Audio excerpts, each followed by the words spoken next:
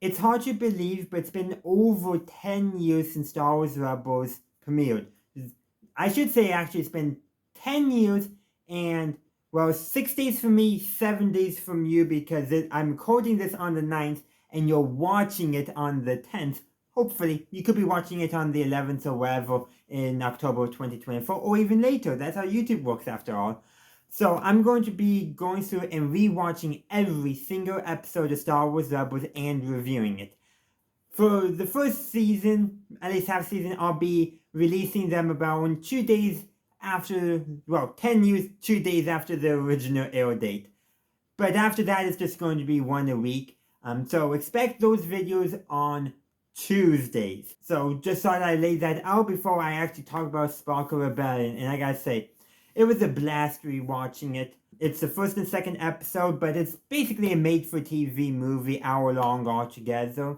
And it does what it set out to do. Set the spark of rebellion and introduce us to the premise of Star Wars Rebels. What the quote-unquote status quo will be. I.e., we were introduced to Ezra. He's a street rat, space Aladdin, if you will. But he has a heart of gold. Just like Aladdin. There's a reason why we all made that comparison back in the day. We are introduced to Sabine, Zeb, Kanan, Chopper, Hera, Kallus. Those are, and of course the Grand Inquisitor. He doesn't play a role in this episode. The episode opens with Vader giving a message, basically tasking the Grand Inquisitor with his mission, i.e. hunt down the children, the Force, so basically new Force-sensitive children, and any Jedi he comes across. Now, obviously, the Grand Inquisitor would have already known that message, that mission, but it's supposed to get us caught up and establish the threats. And then at the end of the episode, Kallus contacts the Grand Inquisitor that he's encountered a Jedi, Master and Padawan. So it's not until the end of the episode that Ezra becomes Kanan's Padawan. Though, of course, we learn more about Kanan as well and how he never actually completed his Jedi training, but he did a pretty good job with Ezra. But again, this episode is all about introducing us to Ezra. So we know he's street smart, he's crafty, he gets himself out of a lot of situations. I mean, he's captured by Kallus and the Ghost Crew comes to rescue him. He's already halfway to the hangar before they even approach the Star Destroyer. So he knows how to get out of a bind. He also gives them the information they need to rescue a bunch of Wookiees. And of course, yes, that's on Kessler as well. Kanan reveals himself to be a Jedi to everyone. But Ezra also, he can't believe he's doing this. This is the second time he said that, because he also couldn't believe that he was letting them know about the trap.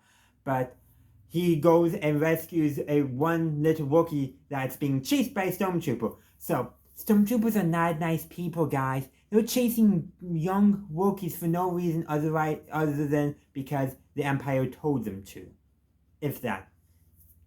Stormtroopers are fanatics, let's remember that. But Ezra rescues him, confronts Kallus, and then Kanan swoops in to save the day. But yeah, like I said, he does try to steal Kanan's lightsaber again, but he does give it back, and essentially accepting the offer to be trained in the Force.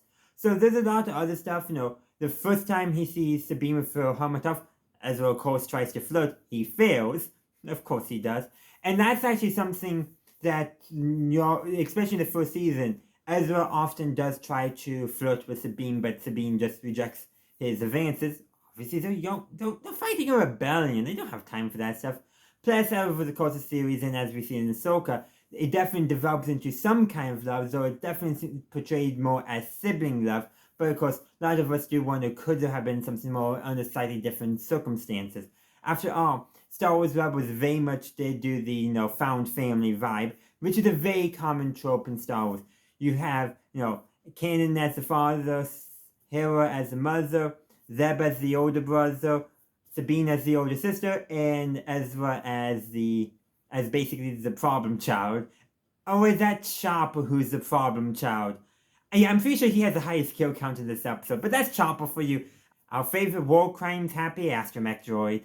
So, a lot of stuff that, especially in season 1, is set up and all that, but one thing I do want to stress, because I'm watching and reviewing this way after Rebels, after a bunch of other things, there's some things like you could reinterpret how some of those scenes are perceived.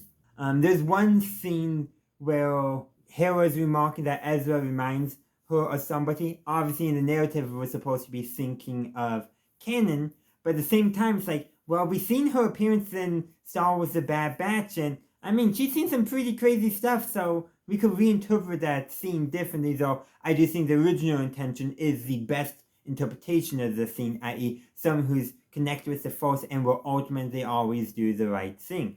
Hera has the line where the first time when Ezra goes to do something that, and he says he can't believe he's doing it, she says she can't. Because, yeah, people who have a natural connection with the Force, especially the light side of the Force, do very much exhibit a natural, selfless tendency, so it makes sense. And I'm pretty sure Hera had met a few Jedi too before she met Kanan. But yeah, there's so much more other small stuff. But really, the goal of this is to take a look back at Star Wars Rebels and really just reappreciate it. I did not review the majority of the episodes. I know I reviewed, I think, every episode of season 4, and I think at least half the episodes of season 3. That's when I started my YouTube channel, so my reviews are going to be very different. I'm not even going to bother rewatching my reviews of those episodes when I get to them. I might even private them because I'm not a big fan of them. A good way of saying it is I've gotten much better at expressing my thoughts and trying to look at my reviews and give things more from a what are they trying to tell us, how well are they achieving what I liked, what I didn't like, rather than just a plot recap. Granted, that still often happens in reviews because you have to discuss the plot, to talk about it, and what stories they're trying to tell. But this is something I've been thinking of doing for a while, and the fact that the 10th anniversary came and I didn't do anything for Star Wars Rebels prompted me to actually decide to do my reviews. So, not only am I rewatching MASH, I'm now rewatching Star Wars Rebels, but you know what this does for me? It gives me some reliable content. And also, you know what? I like Star Wars Rebels, so any excuse at all to rewatch Star Wars Rebels. And I might find I liked it more than I did initially, and there might be some things I realized, oh, this is so much cooler, or this is saying something I didn't realize it said the first time, and that's what I'm hoping to get out of this rewatch. Obviously, with Sparkle Rebellion, I didn't get too much new stuff, just, like I said, a few things that you could reinterpret slightly differently. But the goal of Sparkle's Rebellion is to introduce us to the premise of the show so that the subsequent episodes make sense. That way, we've been introduced to everything that we need to know for the story to make sense. But those are just my thoughts. I would love to hear your thoughts in the comment section down below. Thank you for watching my video. I do hope you enjoyed it. If you did, please be sure to give this video a like and share.